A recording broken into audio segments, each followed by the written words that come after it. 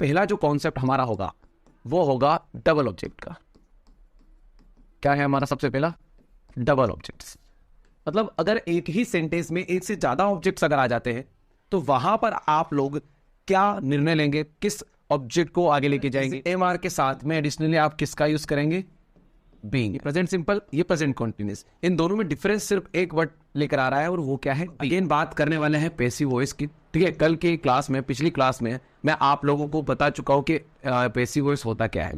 मैंने ये भी आपको बताया कि हम पैसिव वॉइस को कैसे दो अलग अलग हिस्सों में डिस्कस करने वाले हैं। सबसे पहला जो हिस्सा, जो सबसे पहला पार्ट होता है, मैं आपको बताने वाला हूँ कि हम ग्रामर में आप अपनी रिटन लैंग्वेज में कैसे यूज कर सकते हैं। कल की क्लास में, पिछली क्लास में मैंने आपको बताया। साथ ही साथ मैंने आपको बताया कि आप उसे स्पीकिंग में कैसे यूज कर सकते हैं। इतना कुछ मैंने बताया और मैंने आपको बेसिक करवा दिया था, जिसमें मैंने अभी तक जो आप लोगों को करवाया था वो सिंपल टेंस से रिलेटेड मैंने आपको बता दिया था। मैंने आपको बताया था कि आप कैसे प्रेजेंट सिंपल, ठीक है, आप पास्ट सिंपल और फ्यूचर सिंपल, इन 3 टेंसेस को कैसे एक्टिव से पैसिव में चेंज कर सकते हैं, ये हम लोग डिस्कस कर चुके हैं।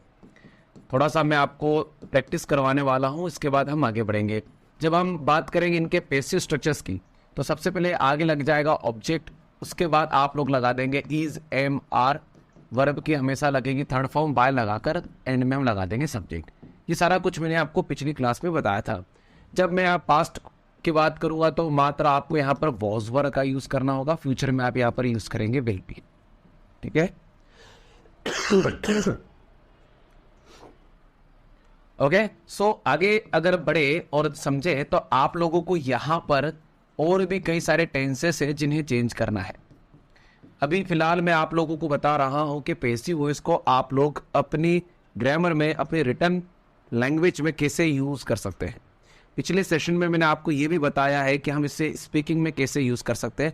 फिलहाल हम लोग डिटेल स्टडी करेंगे इसी टेंस की, then we will talk about different tenses. सबसे पहले तो मैंने आपको कल कुछ प्रैक्टिस के लिए सेंटेंसेस भी दिए थे, कुछ प्रैक्टिस में यही ओरल करवा देता हूँ। जैसे मैंने कहा मैं क्रिकेट खेलता हूँ, मैं क्रिकेट खेलता हूँ, तो क्या बनेगा इंग्लिश में? I play cricket. ठीक है, और अगर मैंने कहा मेरे द्वारा क्रिकेट खेला जाता है, तो मैं पैसिव में क्या बनाऊंगा? क्रिकेट इज प्लेड बाय मी। यही हम लोग कल की क्लास में डिस्कस कर रहे थे। अगर मैंने कहा कि आई प्लेड क्रिकेट, जब मैं इसे वर्ब की सेकेंड फॉर्म के साथ यूज करूंगा तो ये बन जाएगा हमारा पास्ट सिंपल टेंस। तो फिर इसे कैसे चेंज करेंगे? क्रिकेट वॉज प्लेड बाय मी। ये एक बेसिक कॉन्सेप्ट है। मैंने कहा था आपको मैं 8 इंपॉर्टेंट टॉपिक्स पढ़ाने वाला हूं, कॉन्सेप्ट्स पढ़ाने वाला हूं, जो आपका पैसिव वॉइस काफी बेहतर कर देगा। लेकिन अगर मैं यहां पर I will play cricket, I will play cricket, तो शायद अब यहां पर आप लोग क्या बनाएंगे? Cricket will be played by me. आई बात समझ में? तो जैसा टेंस कुछ उस तरह से हमें चेंज करता है रहना है। अगर वो प्रेजेंट सिंपल टेंस है तो इज एम आर लगेगा, ऑब्जेक्ट तो आगे ला ही रहे, कल भी मैंने आपको बताया था, और सब्जेक्ट को हम पीछे लेकर जा रहे हैं। लेकिन पास्ट सिंपल टेंस की बात हो रही है तो वहां पर क्या चेंज हो रहा है? हम हेल्पिंग वर्ब को चेंज कर रहे हैं। ये मैंने आपको पिछली क्लास में भी बात करने वाले हैं आगे के टेंसेस की। तो कॉन्टिन्यूस की बात करें तो कॉन्टिन्यूस में भी हम 3 तरह के टेंसेस पढ़ते हैं। प्रेजेंट कॉन्टिन्यूस, जिसमें इज एम आर का यूज होता है, वर्ब के साथ आईएनजी लगाया जाता है। जब पास्ट कॉन्टिन्यूस की बात होगी तो वॉज वर्ब का यूज होगा। फ्यूचर में आप लोग लगा देंगे विल बी। जिसे मैंने कहा कि मैं क्रिकेट खेल रहा हूं, तो आप लोग क्या बनाएंगे इंग्लिश में? आई am playing cricket, I am playing cricket. ठीक है, मैं क्रिकेट खेल रहा था, बनाइए क्या होगा? I was playing cricket. मैं क्रिकेट खेल रहा हूंगा, I will be playing cricket. ठीक है, कुछ इसी तरह से आप लोग सेंटेंसेस को बनाते हैं। अब हमें क्या करना है? इन्हीं टेंसेस को एक्टिव से अब चेंज करना है पैसिव में। ओके, और जब हम पैसिव में चेंज करेंगे तो इसके कुछ अलग स्ट्रक्चर्स होंगे, इसके कुछ अलग रूल्स हो जाएंगे, उन्हीं को समझते हैं। अब कॉन्टिन्यूस में आप दोस्तों सबसे पहले तो ऑब्जेक्ट का यूज करेंगे, इसके बाद इज एम आर यहां पर भी आएगा, लेकिन यहां पर इज एम आर के साथ में एडिशनली आप किसका यूज करेंगे? बीइंग। ठीक है, बीइंग आप लगाएंगे, फिर आपके साथ वर्ब की थर्ड फॉर्म बाय, एंड में आ जाएगा सब्जेक्ट। मतलब अगर आप ध्यान से देखें तो प्रेजेंट कॉन्टिन्यूअस और प्रेजेंट प्रेजेंट सिंपल और प्रेजेंट कॉन्टिन्यूस टेंस में ये हमारा प्रेजेंट सिंपल और प्रेजेंट कॉन्टिन्यूस, ठीक है। ये प्रेजेंट सिंपल, ये प्रेजेंट कॉन्टिन्यूस, इन दोनों में डिफरेंस सिर्फ एक वर्ड लेकर आ रहा है और वो क्या है, बीइंग। इसे आपको समझते चलना है, यही आपको काफी कंफ्यूजिंग सिचुएशन में डालेगा। तो आप लोगों को देखते हुए चलना है, समझते चलना है।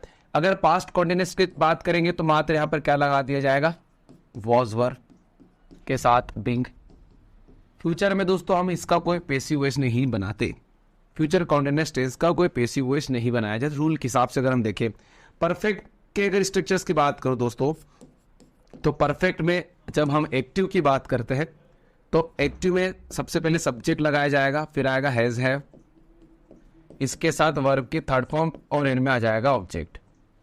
पास्ट में क्या होता है, सब्जेक्ट प्लस हेड, वर्ब की थर्ड फॉर्म। ये मैंने आपको बेसिक की क्लासेस में बताया था सभी tenses, am I right? Yes, that's great. चलिए, तो जैसे मैंने कहा कि मैं क्रिकेट खेल चुका हूं, मैं क्रिकेट खेल चुका हूं, तो क्या बनेगा English, I have played cricket. और अगर मैंने कहा कि मैं क्रिकेट मेरे द्वारा खेला जा चुका है तो ऑब्जेक्ट आगे आ जाएगा, यहां पर यूज होगा हैज हैव के साथ बीन। ये सारे स्ट्रक्चर्स आप लोग देख लो, फिर हमें सिर्फ वैल्यू पुट करना रह जाएगा। सेंटेंस को समझना होगा और उसके बाद हमें क्या करना होगा, उसे चेंज करना होगा। जब पास्ट परफेक्ट में आएगा दोस्तों तो मात्र आप लोग यहां पर क्या लगा देंगे, हैड बीन, हेड का हैड बीन। फ्यूचर में हो जाएगा विल का will have been, will have been. बाकी आप लोग जानते हैं सब्जेक्ट हम लेके चलेंगे पीछे, ऑब्जेक्ट को लेकर आएंगे आगे।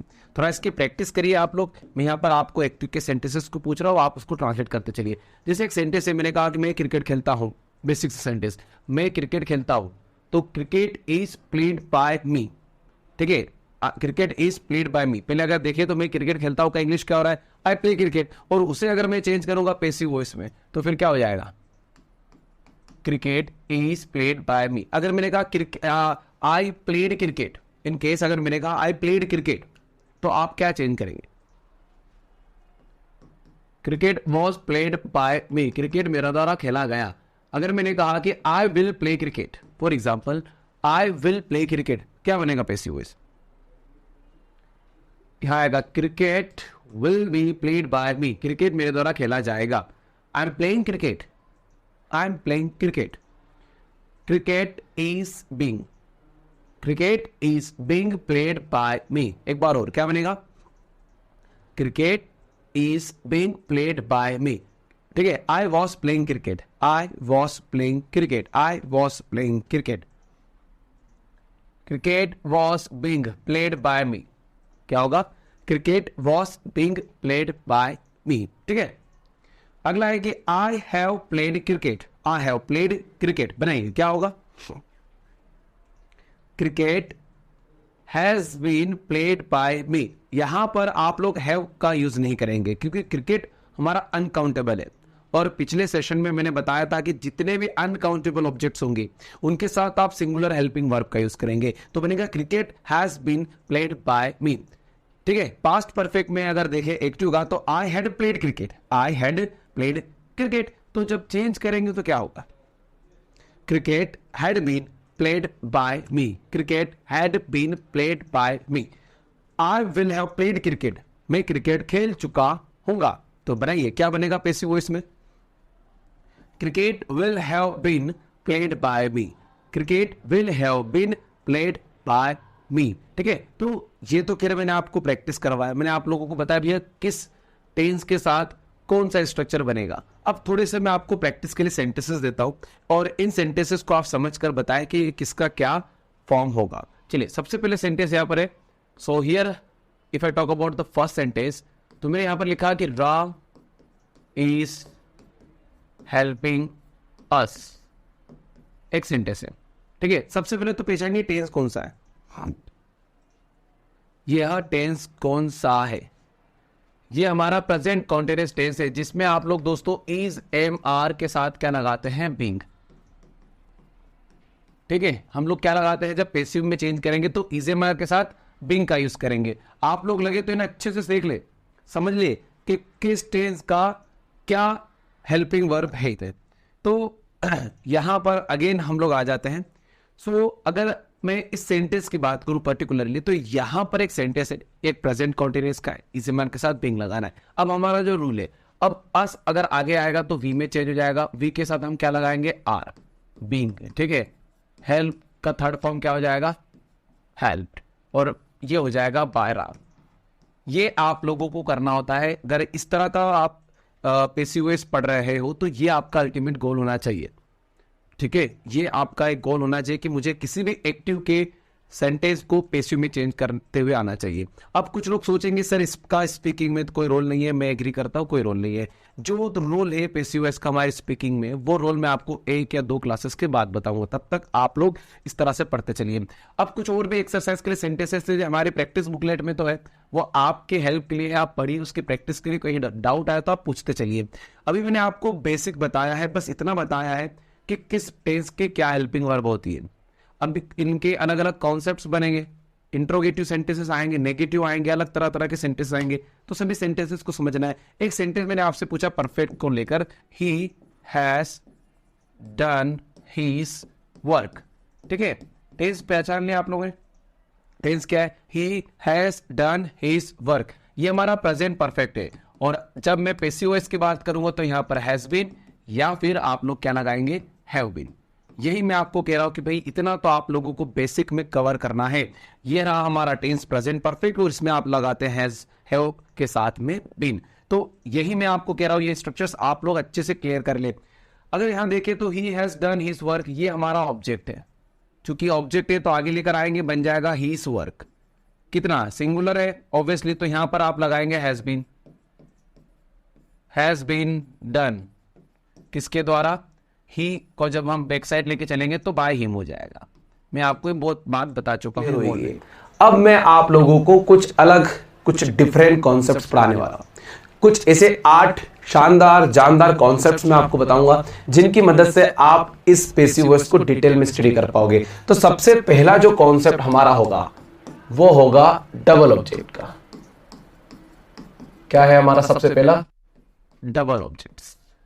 मतलब अगर एक ही सेंटेंस में एक से ज्यादा ऑब्जेक्ट्स अगर आ जाते हैं तो वहां पर आप लोग क्या निर्णय लेंगे, किस ऑब्जेक्ट को आगे लेके जाएंगे, किसे पीछे रखेंगे, जो भी आप करेंगे। चलिए इसको मैं आपको ज्यादा सस्पेंस नहीं बनाता। यहां पर सेंटेंस मैंने लिखा है कि Ram gave me his book.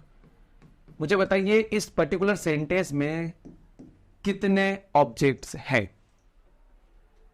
2, ठीक है। यहां पर 2 ऑब्जेक्ट्स है, बिल्कुल सही कहा आपने। यहां पर मी और हिज बुक दोनों ऑब्जेक्ट है। अब थोड़े ऑब्जेक्ट के बारे में समझते हैं।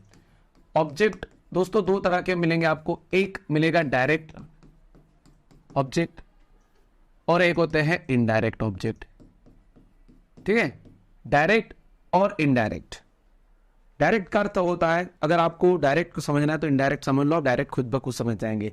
इनडायरेक्ट मतलब जो ऑब्जेक्ट व्यक्ति के लिए लगाए जाते हैं, जैसे मी, अस, हिम, हर, यू, देम, ठीक है। और अगर किसी का नाम है जैसे एवरीबॉडी, ये भी वर्ड किसके लगाया जाता है, व्यक्ति के लिए।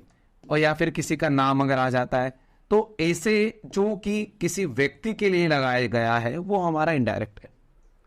डायरेक्ट अदर देन पर्सन, यहां लिख देता हूं आपको क्लियर हो जाएगा।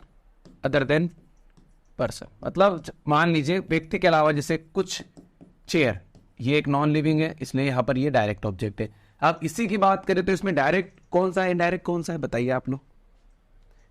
इसी सेंटेंस के, this one is indirect, me is indirect, and his book, ये हमारा इनडायरेक्ट, सॉरी ये डायरेक्ट है, ठीक है ना। ओके ओके, ये हमारा तो क्या है, डायरेक्ट। यहां पर बुक अकेला नहीं आएगा, हिज बुक कंप्लीट ऑब्जेक्ट है।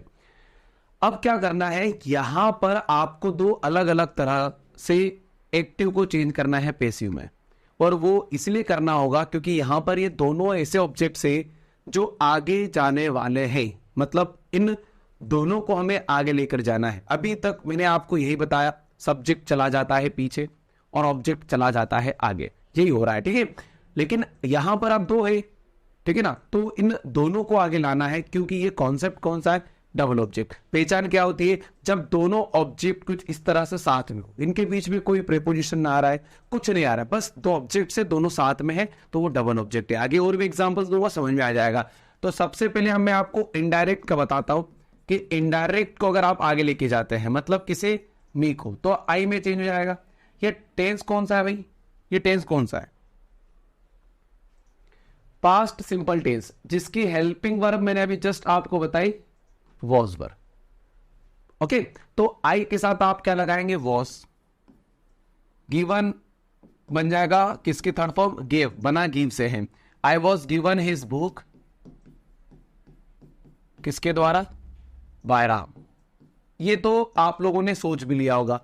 लेकिन अगर मैं इन डायरेक्ट को आगे लेकर आ गया, मतलब मैं हिज बुक को आगे ले आया कुछ इस तरह से, जैसे हिज बुक, अब ये भी सिंगुलर है, तो वॉज गिवन। अब रुकना पड़ेगा आपको, एक कॉन्सेप्ट बताता हूं। अगर आपने, मेरी बात अच्छे से सुने, अगर आपने डायरेक्ट को आगे लेकर गए, जैसे यहां पर हो रहा है, हमने किसे लेकर गए? डायरेक्ट ऑब्जेक्ट को आगे लेकर गए, इनडायरेक्ट को वहीं के वहीं रहने दिया, क्योंकि वो व्यक्ति एक पर्सन है। तो ऐसे सिचुएशन में आप उस इनडायरेक्ट ऑब्जेक्ट के पहले लगाएंगे टू, मतलब given to me by Ram. हमेशा याद रखें, टू आपको एडिशनली ऐड करना ही पड़ेगा। कब करना होगा? जब आप डायरेक्ट ऑब्जेक्ट को आगे लेकर गए। Is that clear? अगला सेंटेंस देखो, एक और सेंटेंस आपको बताता हूं, बहुत ही बेसिक सा सेंटेंस है। मैंने देखा है कि माय फादर, ठीक है, my father told me the story. मैं थोड़ा सा और भी चेंज कर देता हूं, my father told my brother a story. क्या यहां पर डबल ऑब्जेक्ट का कॉन्सेप्ट लागू होगा कि नहीं होगा? पहले तो ये समझ लेते हैं कि यहां पर दो ऑब्जेक्ट्स है। क्या यहां पर दो ऑब्जेक्ट्स हैं? यस, बिल्कुल है, यहां पर दो ऑब्जेक्ट्स है। जिन भी स्टूडेंट्स को नहीं लग रहे वो सुने, माय ब्रदर एक ऑब्जेक्ट है, स्टोरी एक ऑब्जेक्ट है। भैया कहां से दो ऑब्जेक्ट्स नहीं है? दोनों ऑब्जेक्ट्स की यहां पर बात हो रही है। दोनों में कहीं से कहीं तक कोई प्रेपोजिशन नहीं आ रही है। बीच में अगर कोई प्रेपोजिशन आ जाती तो बात अलग है, अभी नहीं आ रही है। यहां पर डायरेक्ट कौन सा, इनडायरेक्ट कौन सा है, ये डिस्कस करो फटाफट। माय ब्रदर ये इनडायरेक्ट है, क्योंकि ये व्यक्ति से रिलेटेड है, और स्टोरी क्या हो गई? हमारा डायरेक्ट हो गया। आप पहले इनडायरेक्ट को लेकर आओ आगे, तो अगर आप लोग इनडायरेक्ट को लेकर आए तो बनेगा माय ब्रदर वॉस लग रहा है क्योंकि टेंस हमारा पास्ट का है। टोल्ड अ स्टोरी, किसके द्वारा? By my father. ओके, यहां पर इसलिए आप लोग वॉस लगा रहे हैं, ये टेंस हमारा वर्ब के सेकेंड फॉर्म से पहचान में आ गया भैया कि ये कौन सा है, पास्ट सिंपल टेंस, इसलिए वॉस लगा दिया। लेकिन अगर मैं डायरेक्ट को आगे लेकर आऊं कुछ इस तरह से, मैं यहां लिख देता हूं अ स्टोरी वॉस टोल्ड। अब मुझे यहां क्या लगाना पड़ेगा? To my brother. My brother किसके द्वारा? By my father. कई बार एक प्रश्न आता है, सर क्या इतना जो सेगमेंट है, ठीक है, इसे हम लोग क्या आगे पीछे कर सकते हैं? मतलब इस पार्ट को इस पार्ट से रिप्लेस कर सकते हैं? मैंने कहा बिल्कुल कर सकते हैं। इसको इधर भी ला सकते हैं, इसको इधर भी ला सकते हैं। अब चाहे तो इसको इस तरह से भी कह सकते हैं, a story was told by my father to my brother. लेकिन आपको टू लगाना पड़ेगा, टू आपको लगाना होगा। क्यों लगाना है? वो इसलिए लगाना है क्योंकि व्यक्ति को आप अकेला नहीं छोड़ सकते, उसे किसी न किसी का सपोर्ट लगता है। ओके, तो आप वहां पर टू का यूज करेंगे फॉर सपोर्ट। चलिए, दो सेंटेंसेस आप लोगों को पूछ रहा हूं, आप लोग मुझे बताएंगे कहा कैसे क्या होगा। जैसे सेंटेंस है कि ही आस्क्ड मी, मैं अभी एक ही टेंस में सब कर रहा हूं ताकि हमें टेंस में कंफ्यूजन ना हो। He asked me few questions, ये हमारा सबसे पहला क्या हो गया? क्वेश्चन हो गया। सेकेंड, टीचर, ठीक है, teacher gave me, teacher teaches us English। ठीक है, इन दोनों सेंटेंसेस में दो दो ऑब्जेक्ट्स हैं, दोनों के बीच में कोई कंजंक्शन नहीं, कोई प्रीपोजिशन नहीं, कुछ नहीं। अस, इंग्लिश, फ्यू क्वेश्चंस मी। आप लोगों को ये क्लियर कर देता हूं कि दोनों डबल ऑब्जेक्ट्स की मदद से होगा। अब आपको मुझे बताना है कहां क्या होगा। एक चीज और बता दूं, आज मैं सिर्फ आपको एक कॉन्सेप्ट पढ़ा रहा हूं, आने वाली क्लासेस में आपको कई सारे कॉन्सेप्ट से जो पढ़ाने वाला हूँ, और भी 7 ऐसे कॉन्सेप्ट से जो पढ़ाऊंगा। फिलहाल आप लोग मुझे बताएंगे कि इनका क्या पैसिव वॉइस होगा, इनका क्या चेंज होगा, इसमें वॉइस में क्या डिफरेंस होगा। चलो, तो सबसे पहले मैं आपको मी को आगे लेके जाऊंगा। एक इसका बनेगा इनडायरेक्ट से, I was asked few questions bye him, ठीक है। और अगर मैंने एक डायरेक्ट में बनाया तो आप लोग फिर कुछ डिफरेंस लेकर आओ। फ्यू क्वेश्चंस के बाद वॉज नहीं लगेगा, यहां लगेगा वर, क्योंकि अब ऑब्जेक्ट प्लूरल आ गया, इसका ख्याल रखें। Few questions were asked to me by him, ठीक है। इधर आते हैं, teacher teaches us English. Teaches मतलब प्रेजेंट सिंपल टेंस, अस से मैं अगर बनाऊं एक तो we are taught English by teacher. एक तो ये हो गया, और एक हमारा जो इनडायरेक्ट की मदद से होगा कि English is taught to us by teacher. Getting clear? आपको पहला कॉन्सेप्ट सभी को क्लियर? हमारा ये जो कॉन्सेप्ट था काफी शानदार जानदार था। इस तरह से और भी बहुत सारे कॉन्सेप्ट्स आएंगे। अभी तो हम लोगों ने सिर्फ पहला कॉन्सेप्ट पढ़ा है, और वो था डबल ऑब्जेक्ट का। और भी इससे कई तरह से कई सारे कॉन्सेप्ट्स है, लेकिन वो कॉन्सेप्ट्स आप लोग पढ़ेंगे कल, ठीक है।